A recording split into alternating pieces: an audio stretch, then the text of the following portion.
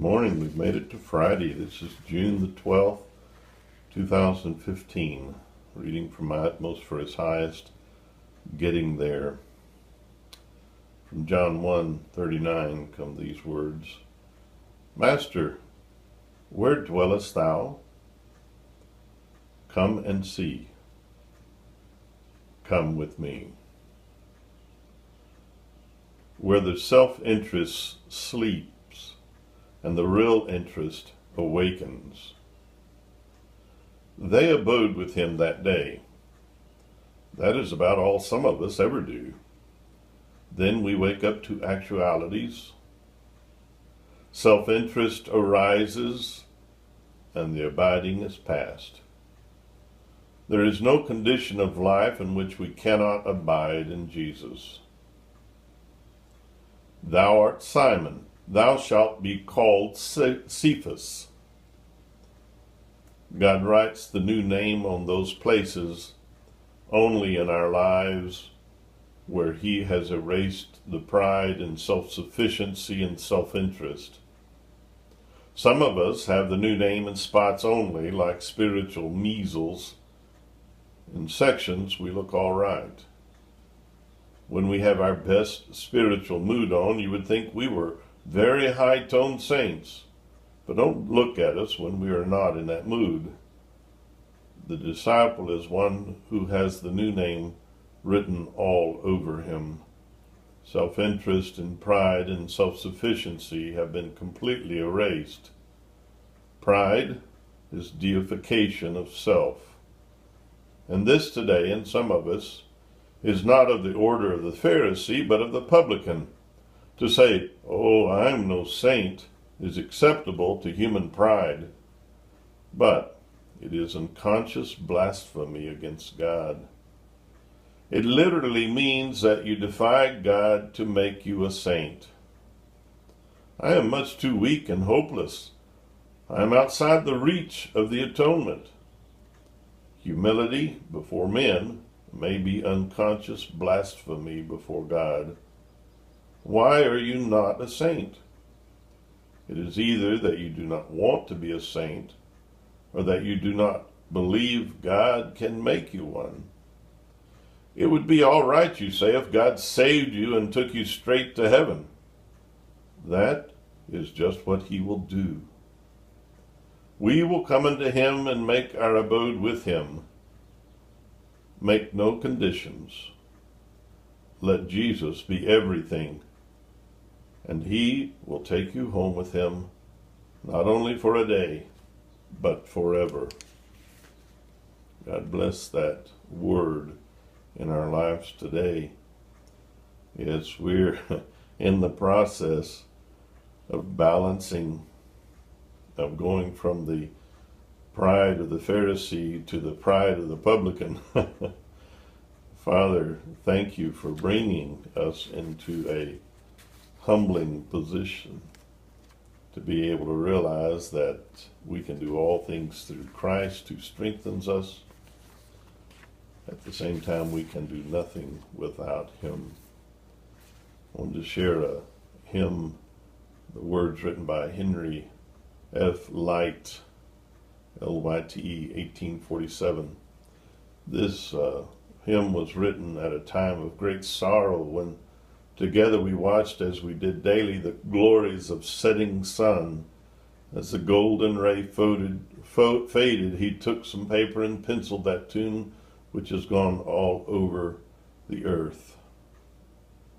Lyte was inspired to write this hymn as he was dying of tuberculosis. He finished it the Sunday he gave his farewell sermon in the parish he served so many years. The next day he left for Italy to regain his health. He didn't make it, though. He died in Nice, France, 3 weeks after writing these words. Here is an excerpt from his farewell sermon. O brethren, I stand here among you today as alive from the dead. If I may hope to impress it upon you and induce you to prepare for that solemn hour which must come to all by a timely acquaintance with the death of Christ. For over a century the bells of his church at All Saints in Lord Brixham, Devonshire, have rung out, "Abide with me" daily. The hymn was sung at the wedding of King George VI, at the wedding of his daughter, the future Queen Elizabeth II, and at the funeral of Nobel Peace Prize winner Mother Teresa of Calcutta in 1997. I thought of this as I read that devotion, abiding. That's our goal today, is to abide with Him, with Jesus. Abide with me, fast falls eventide. The darkness deepens, Lord, with me abide. When other helpers fail and comforts flee, help of the helpless, oh, abide with me. Swift to its close ebbs out life's little day. Earth's joys grow dim, its glories pass away. Change and decay and all around I see. O thou who changest not, abide with me. Not a brief glance I beg, a passing word, but as thou dwells with thy disciples, Lord, familiar, condescending, patient, free, come not to sojourn, but abide with me. Come not in terrors as the King of Kings, but kind and good with healing in thy wings. Tears for all woes, a heart for every plea. Come, friend of sinners, and thus abide with me. Thou on my head in early youth didst smile, and though rebellious and perverse meanwhile, thou hast not left me, oft as I left thee. On the close, O Lord, abide with me. I need thy presence every passing hour. What but thy grace can foil the tempter's power? Who like thyself my guide and stay can be? Through clouds and sunshine, Lord, abide with me. I fear no foe with thee at hand to bless. Ills have no weight, and tears no bitterness. Where is death's sting? Where, grave, thy victory? I triumph still if thou abide with me. Hold thou thy cross before my closing eyes. Shine through the gloom and point me to the skies. Heaven's morning breaks, and earth's vain shadows flee.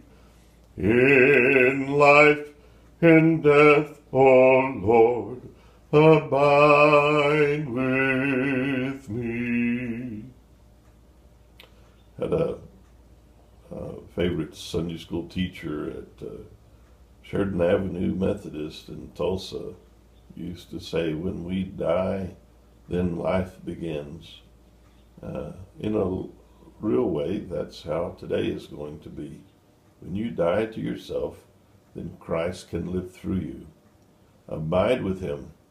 You have to leave your worries and your troubles and your self-centeredness at the door. In the midst of this world, which is full of troubles, He tells us to be of good cheer. As I look in this window early in the morning when the sun has not arisen, I can see myself. As we read the Word, we can see ourselves. It's a humbling experience. But He's called each of us to be extraordinary. Extraordinary in the way that we allow Christ to reveal our true heart, which is His heart. He's given us His heart. As the sun rises today, as this window is, reflecting upon me as I read the Word and study, this window then will be a way that I can see the world I pray that we have Christ and seek his face so that we can see the world as he sees it, full of hope and grace and promise and victory. In Jesus' mighty name, abide. Amen.